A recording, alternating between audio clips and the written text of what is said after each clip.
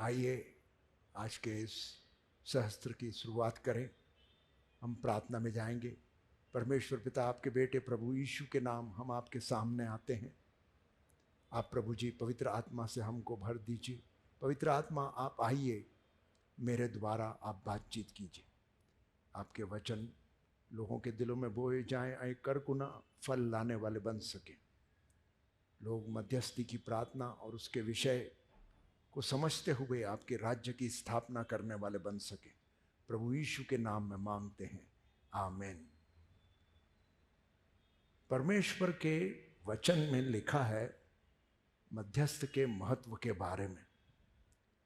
और जब भी किसी से पूछा जाता है कि आप मध्यस्थी के लिए तैयार हो जाइए, आपको युद्ध के लिए तैयार होना है, प्रार्थना करना है, तो लोग बोलते हैं हमारी बुलाहट नहीं है, हमको ये बुलाहट नहीं। हाँ, लेकिन महत्व की बात यह है कि परमेश्वर के वचन से हम जानते हैं कि किस प्रकार से यह परमेश्वर के लिए महत्वपूर्ण है और यही परमेश्वर की हमारे लिए आज्ञा है।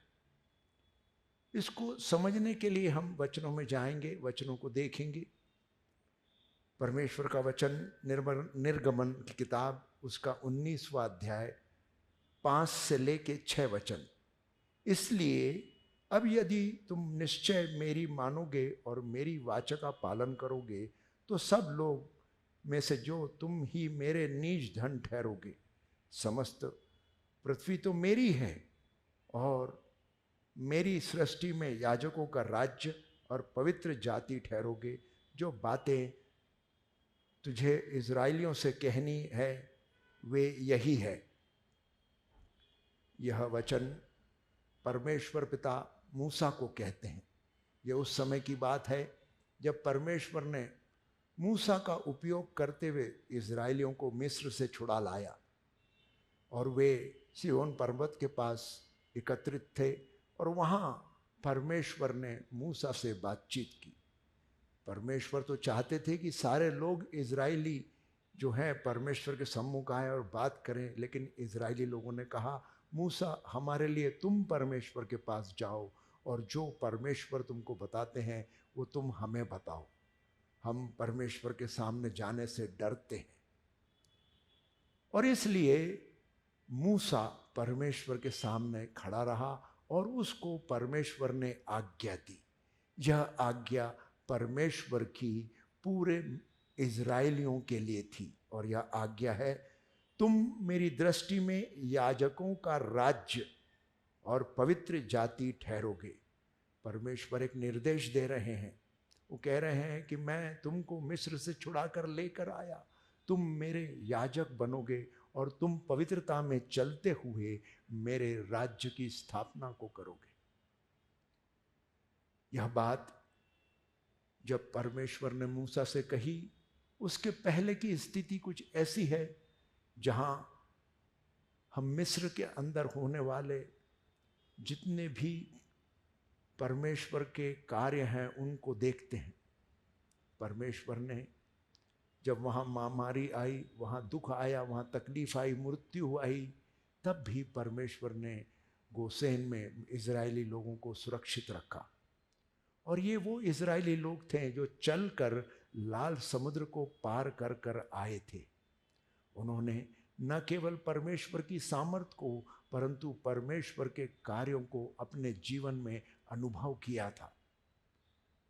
जब महामारी आई और जो पास ओवर का दिन, पसह का पर्व था, उस दिन परमेश्वर ने मिस्र में से पहलोटों को नाश किया, लेकिन गोशेन में इज़राइली लोगों के बीच एक भी व्यक्ति की मृत्यु नहीं हुई। यह अनुभव उनको था। वे परमेश्वर को गहरे रूप से जान रहे थे, पहचान रहे थे और परमेश्वर की सामर्थ को उन्होंने अपने जीवन में देखा था। ये वो लोग थे जिनको परमेश्वर अपना निर्देश दे रहे हैं कि तुम मेरे याजक बनो। तुम्हारे लिए, सारे इज़राइलियों के लिए मेरी केवल यही इच्छा है कि तुम याजक बनो। याजक का मतलब होता है प्रार्थना करने वाला, परमेश्वर की सेवा टहल करने वाला, और परमेश्वर की सेवा टहल करते हुए परमेश्वर की आशीषों को देने वाला। ऐसा महान उद्देश्य परमेश्वर का पूरे इज़राइल के लोगों के साथ था, जो आज परमेश्वर का हमारे साथ है। जो कोई प्रभु यीशु में है, जिसने प्रभु यीशु को अपना उद्धारकर्ता स्वीकार किया और उसने नया जीवन पाया है, परमेश्वर की प्रार्थना की बुलाहट प्रत्येक विश्वासी के लिए है।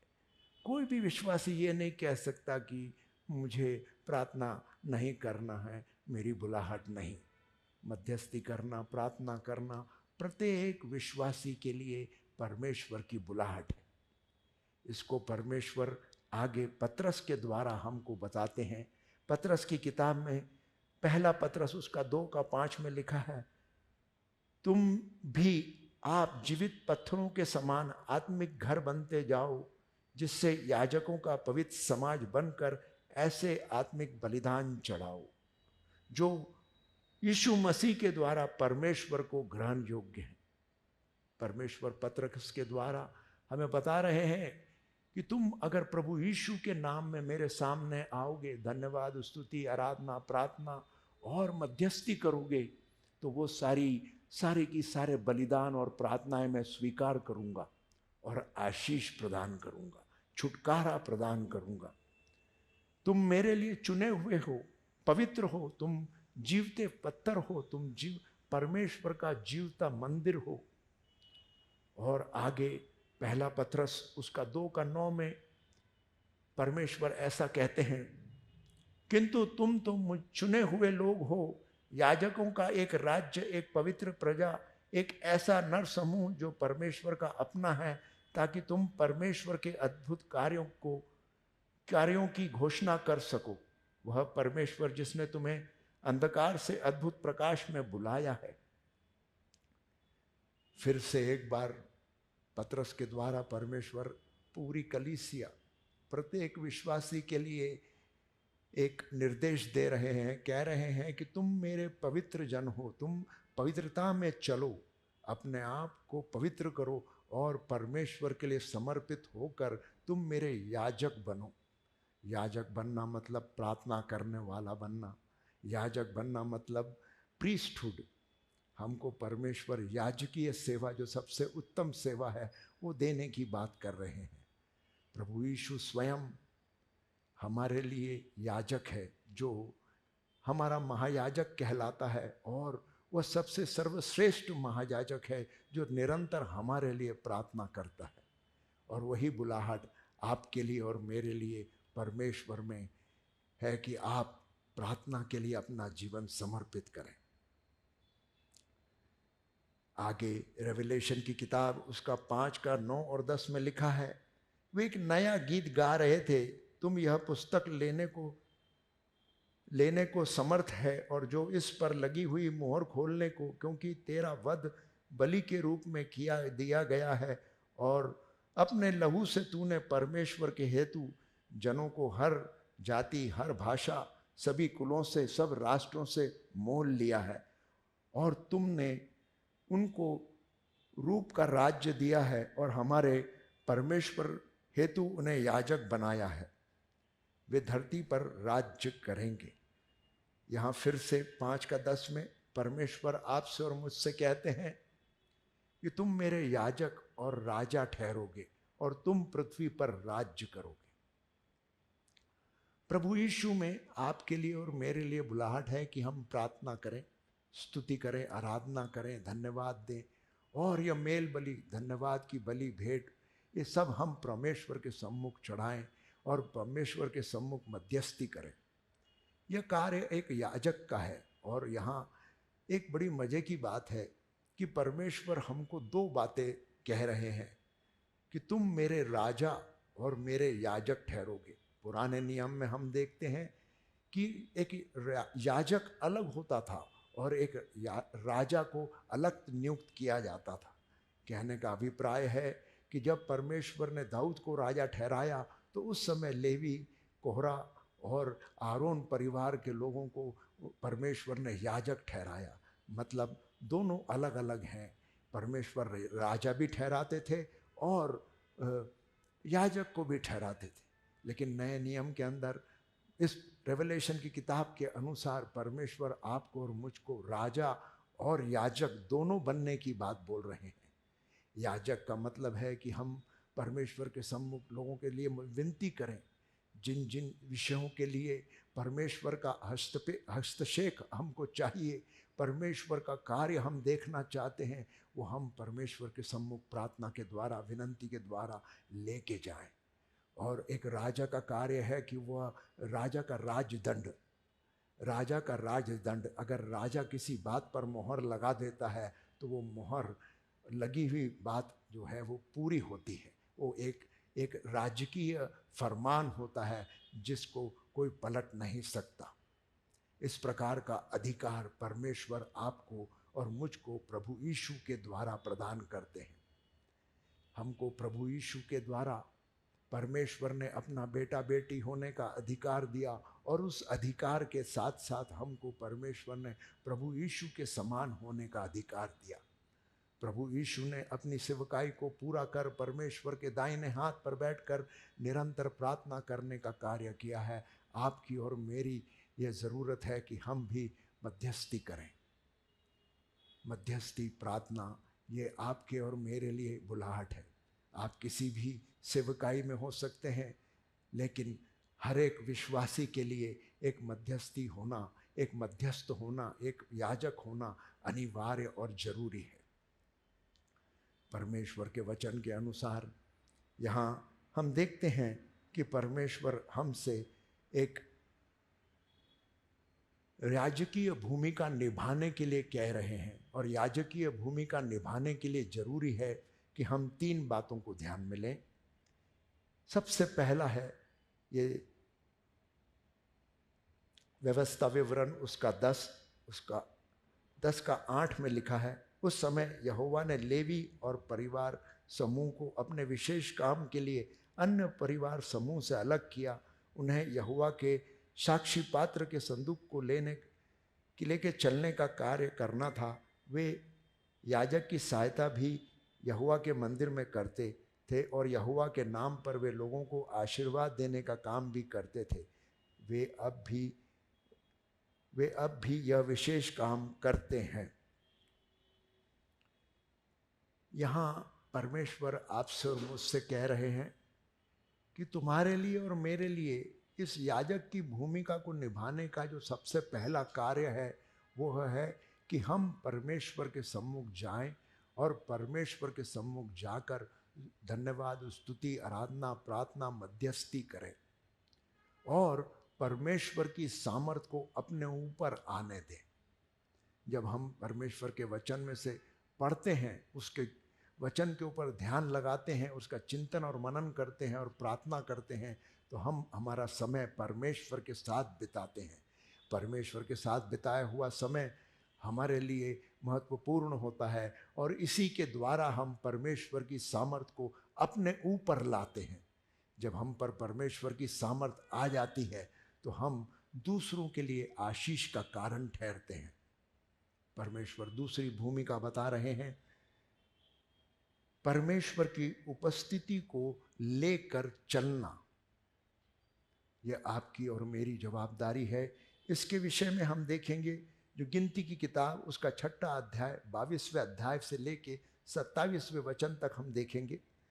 फिर यहोवा ने मूसा से कहा, हारून और उसके पुत्रों से कह कि तुम इज़राइलियों को इन वचनों से आशीर्वाद दिया करना। यहोवा तुझे आशीष दे और तेरी रक्षा करे। यहोवा तुझ पर अपने मुख का प्रकाश चमकाए और तुझ पर अनुग्रह करे। यहोवा अपना मुख तेरी ओर करे और तुझे शांति दे। इस रीति से वे मेरे नाम को इज़राइलियों पर रखें और मैं उन्हें आशीष दिया करूँगा। परमेश्वर सारी व्यवस्थाएं समझा रहे हैं, और समझाते हुए परमेश्वर आज्ञा देते हैं कि तुम्हें न केवल परमेश्वर की स्तुति, आराधना और प्रार्थना करना है, परमेश्वर की सेवा टहल करना है। जिस प्रकार से हम देखते हैं कि याजक की जवाबदारी परमेश्वर के सम्मुख खड़े रहकर उन कार्यों को करनी है जो एक याजक की याजकीय सेवकाई के अनुसार परमेश्वर ने नियुक्त की है। इसको पूरा करने से जब हम परमेश्वर की सामर्थ को अपने ऊपर पाते हैं तो हम परमेश्वर की सामर्थ को लेकर चलते हैं। आप जहाँ कहीं भी प्रार्थना करने के बाद जब आप जाते हैं तो आप प्रार्थना के द्वारा परमेश्वर की सामर्थ को अपने ऊपर लेते हैं और उस प्रार्थना की सामर्थ के द्वारा परमेश्वर आपके ऊपर आते हैं और आप परमेश्वर की सामर्थ को लेकर चलते हैं। यह आपकी और मेरी जवाबदारी है कि मध्यस्थी करने के लिए हमको परमेश्वर की सामर्थ को अपने ऊपर लेना है ताकि हम दूसरों के लिए आशीष का कारण बन सकें। सबसे पहले हम जब अब परमेश्वर के सम्मुख आते हैं तो हम पवित्रता में बढ़ते हैं। पवित्रता में बढ़ने से हम परमेश्वर की सामर्थ को अपने अंदर लाते हैं और पवित्रता में बढ़ना का मतलब है कि हम पवित्र आत्मा के प्रति संवेदनशील होते हैं। पवित्र आत्मा की आवाज़ को हम पहचान पाते हैं और परमेश्वर को हम पूरी तरह से सुन पाते हैं। परमेश्वर हमसे अपने वचन के द्वारा, दर्शन के द्वारा, स्वप्नों के द्वारा और दूसरे लोगों के द्वारा भी परमेश्वर हमसे बात करते हैं और अपनी बात को प्रकट करते हैं कि वे हमसे क्या चाहते हैं। परमेश्वर की बुलाहट आपके और मेरे लिए एक याजक होने की है। आपको और मुझको सबको प्रार्थना करना बहुत ज़रूरी है। प्रार्थना से बहुत बड़े बड़े कार्य होते हैं। पूरी बाइबल में हम प्रार्थना के विषय में देखते हैं, जगह जगह पर प्रार्थना करने के विषय में लिखा हुआ है और प्रार्थना की सामर्थ्य के बारे में बताया गया है। यह भूमिका को निभाने के लिए तीसरी बात है कि हम परमेश्वर के नाम से लोगों को आशीष प्रदान करें। लेवीय व्यवस्था जब 9 का 22 से 23 में हम पढ़ेंगे, तब हारून ने अपने हाथ लोगों की ओर उठाए और उन्हें आशीर्वाद दिया। हारून पाप बलि, होम बलि, मेल बलि को चढ़ाने के बाद वेदी से नीचे उतर आता। मूसा और हारून मिलाप वाले तंबू में गए और फिर बाहर आकर उन्होंने लोगों को आशीर्वाद दिया। यहोवा की उपस्थिति से सभी लोगों के सामने तेज प्रकट हुआ। यहाँ परमेश्वर के वचन से हम सीख रहे हैं कि किस प्रकार से हारून, जो उस समय का याजक है, वो परमेश्वर के सम्मुख अपनी सेवा टहल कर रहा है और जब वो वहाँ मेल बलि, होम बलि और सब प्रकार के पाप बलियों को चढ़ा लेता है तो परमेश्वर की सामर्थ उसके ऊपर आ जाती है और उस सामर्थ को पाकर वो परमेश्वर के लोगों के सम्मुख आता है और वो मूसा के साथ मिलकर लोगों पर आशीष बोलता है। यहाँ आशीष प्रार्थना करने के बारे में नहीं लिखा है, आशीष बोलने के बारे में लिखा है। परमेश्वर के वचनों में बहुत सारे वचन हैं जो आशीष के हैं। इन वचनों की घोषणा करना, इन वचनों को बोलना, इसका मतलब है कि हम परमेश्वर की आशीष को दूसरों पर बोलते हैं और यह न केवल हम अपने ऊपर परंतु अपने परिवार पर, हमारे कलीसिया के ऊपर, हमारे शहर पर, हमारे देश पर हम आशीष बोलने का काम, आशीष बोलने का काम ये जवाबदारी का काम है। आशीष परमेश्वर के द्वारा आती है, लेकिन परमेश्वर ने मनुष्य को धरती पर अधिकार दिया।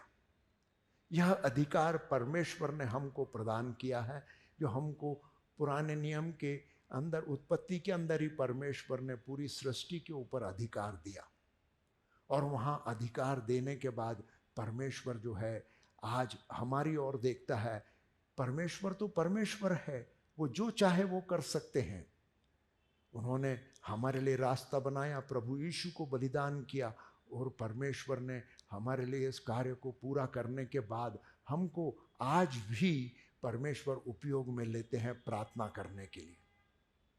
वे परमेश्वर होकर भी मनुष्य का इंतजार करते हैं कि एक मनुष्य प्रार्थना करे और परमेश्वर उन मनुष्य के वचनों के आधार पर धरती पर आशीष को बोले। यह अधिकार परमेश्वर ने आपको और मुझको दिया है कि हम पूरी तरह से परमेश्वर को समर्पित होकर पवित्रता में बढ़ते हुए लोगों के लिए, न केवल अपने लिए परंतु लोगों के लिए, शहरों के लिए, देशों के लिए आशीष का कारण बने। और आगे इस विषय को समझने के लिए एक बात और समझना जरूरी है। यह है दो राज्यों के विषय में, एक है परमेश्वर का राज्य और दूसरा है शैतान का राज्य। हम परमेश्वर के वचन मरकुस की किताब उसका 1:4 में देखते हैं, जहाँ यूहन्ना बपतिस्मा लेने वाला लोगों को कहता है पश्चाताप करो और मन फिराओ क्योंकि स्वर्ग का राज्य निकट है। ये सबसे पहला वचन जो परमेश्वर के वचन में आता है वो यह है कि तुम मन फिराओ, पाप से मन फिराओ।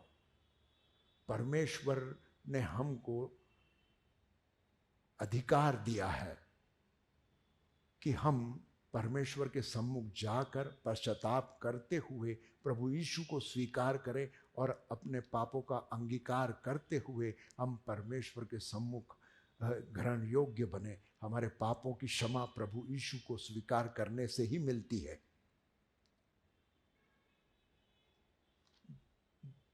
इस बात को गहराई से समझने के लिए एक बात को जानना जरूरी है।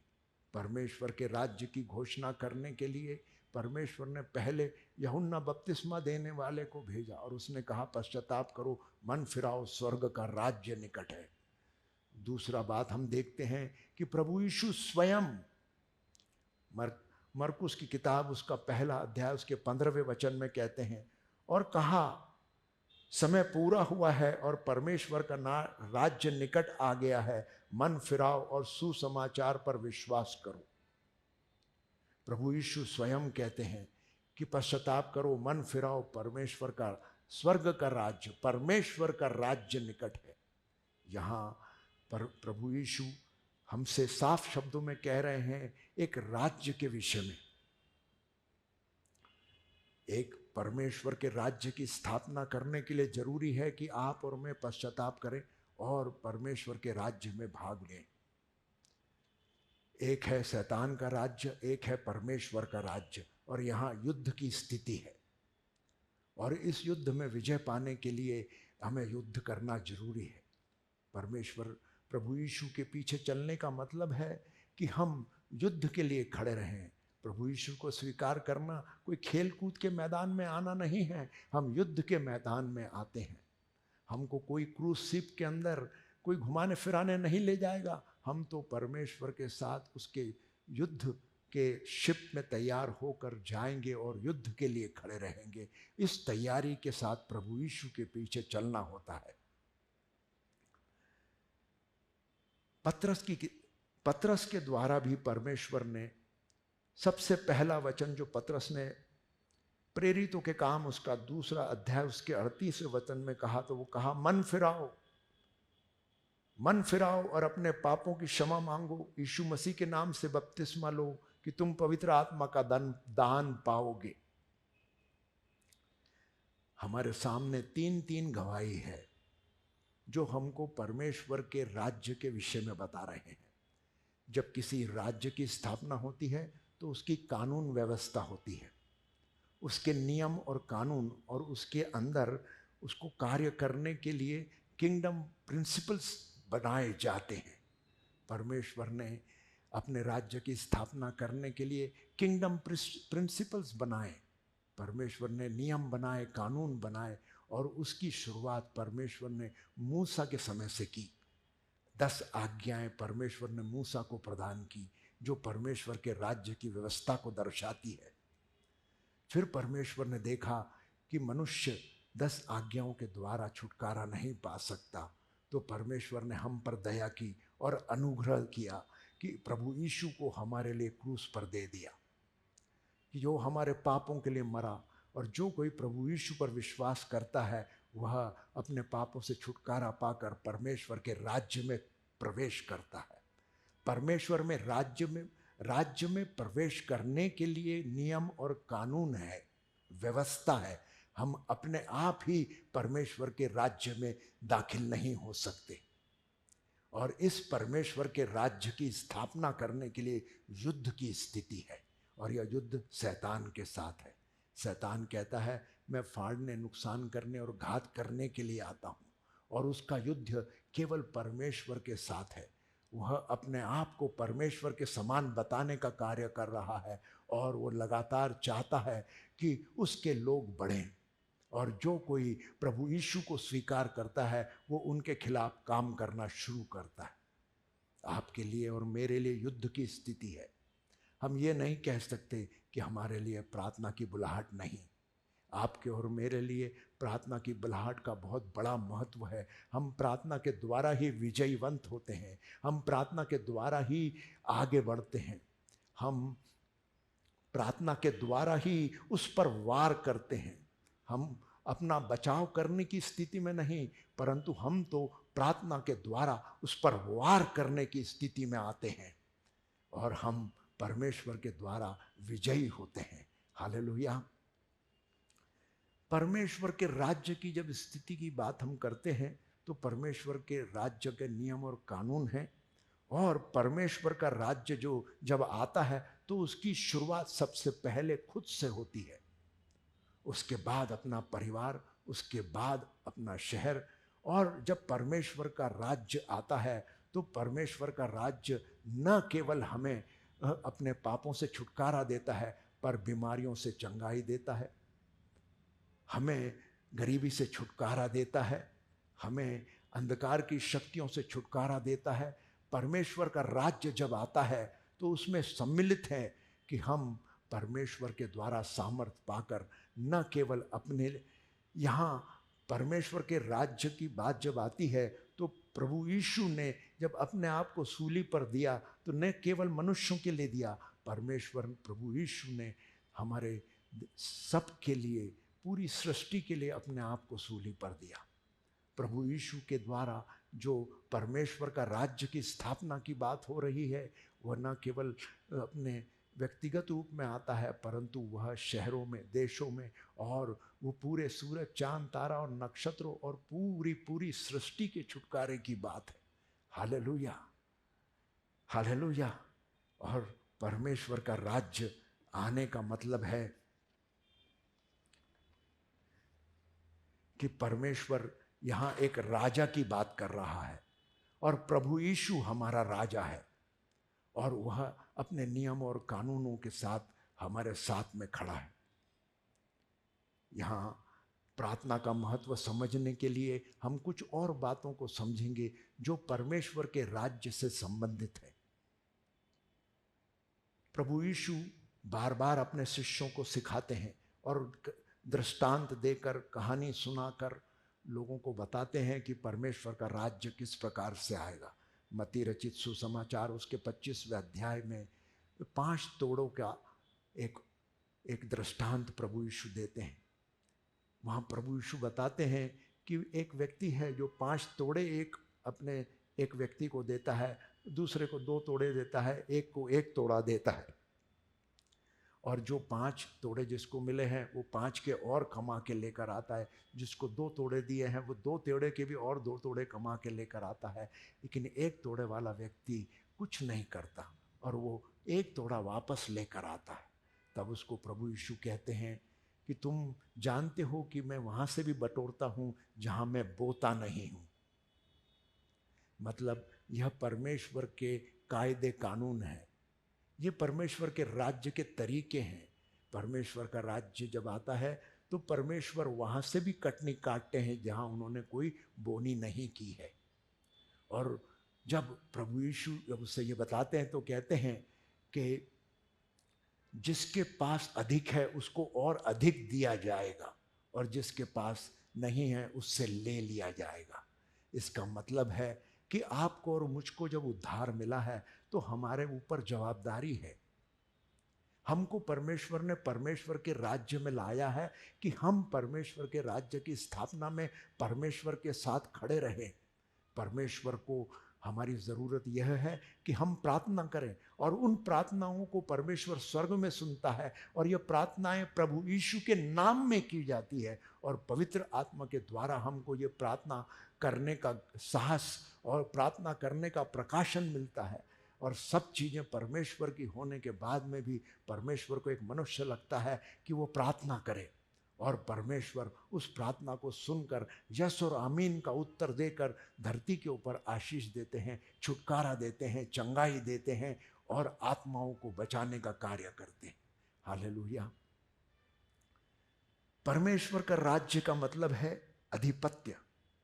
एक राजा होता है और वो राजा सुसमाचार के द्वारा ही बन सकता है, और सुसमाचार यह है कि प्रभु यीशु ने आपके और मेरे लिए अपना प्राण प्रदान किया। परमेश्वर के राज्य में प्रवेश करने का मतलब है पश्चाताप करना। पश्चाताप न करने वाला परमेश्वर के राज्य में स्वागत नहीं होता है।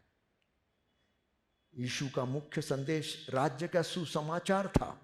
ईश्वर का राज्य उनके जो अपनी अधिकतर आत्मिक गरीबी से हैं उनके अवगत करने के लिए था। परमेश्वर का राज्य भी उन्हीं का है जो भले काम करने के कारण सताए जाते हैं। परमेश्वर के राज्य में पद, सर्वोच्च पद उनका है जो परमेश्वर की आज्ञाओं का पालन करते हैं। एक जगह पर प्रभु यीशु कहते हैं कि जो अपने आप को ऊंचा बनाना चाहता है वो अपने आप को नीचा करे। यह परमेश्वर के कायदे, कानून और नियम हैं। प्रभु यीशु ने उन 10 आज्ञाओं को क्रूस पर पूरा किया और आपके और मेरे लिए बलिदान चढ़ाया, क्योंकि पाप का दंड तो मृत्यु था और वो मृत्यु से हमको बचाने के लिए प्रभु यीशु ने अपने आप को सूली पर दिया कि जब अब हम उसके नाम से छुटकारा पा सकें। और यह परमेश्वर के राज्य की स्थापना करने का कार्य है। हालेलुया। यीशु मसीह ने अपने चेलों को प्रार्थना के जरिए परमेश्वर के राज्य की स्थापना करना सिखाया। प्रभु यीशु ने मनुष्य को बुनियादी रूप से जरूरत पूरी होने के लिए परमेश्वर के सम्मुख आकर परमेश्वर के राज्य में सम्मिलित होकर प्रार्थना का कार्य बताया। न्याय के दिन बहुत से अधर्मी व्यक्ति परमेश्वर के राज्य में प्रवेश मांग करेंगे, लेकिन अपने जीवन में परमेश्वर की इच्छा का पालन करने में विफल रहने के कारण उन्हें अस्वीकार कर दिया जाएगा। जो लोग परमेश्वर की आज्ञाओं का पालन नहीं करते उनको परमेश्वर के राज्य में शामिल नहीं किया जाता। हालेलुया। दृष्टांतों के माध्यम से परमेश्वर ने प्रभु यीशु ने परमेश्वर के राज्य के विषय में हमको सिखाया। प्रार्थना हमारे हाथों में यह अधिकार है जिसके द्वारा हम परमेश्वर के कार्यों को करते हैं। राज्य का सुसमाचार सुनाना, परमेश्वर पिता के लिए समर्पित होना, परमेश्वर के राज्य की वृद्धि का आनंद लेना। परमेश्वर का राज्य बहुत बड़ा और आनंदमय है, परंतु उसकी शुरुआत एक छोटे से विश्वास के साथ होती है जो राई के दाने के बराबर है। ये सारे परमेश्वर के नियम और कानून हैं।